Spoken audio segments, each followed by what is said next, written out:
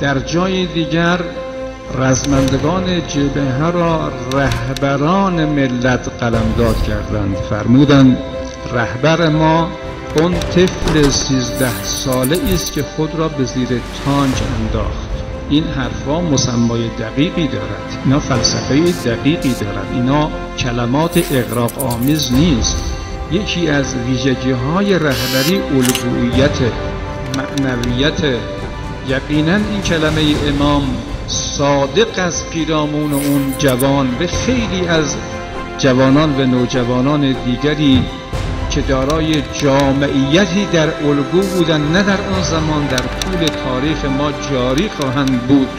اینها رهبران بودند، در جایگاه خودشون نقش رهبری ایفا کردند، به عنوان الگو، به عنوان شخصیت کاریزمایی که توانست بر یک اجتماع بزرگ، بر یک نسلی اثرگذار باشد.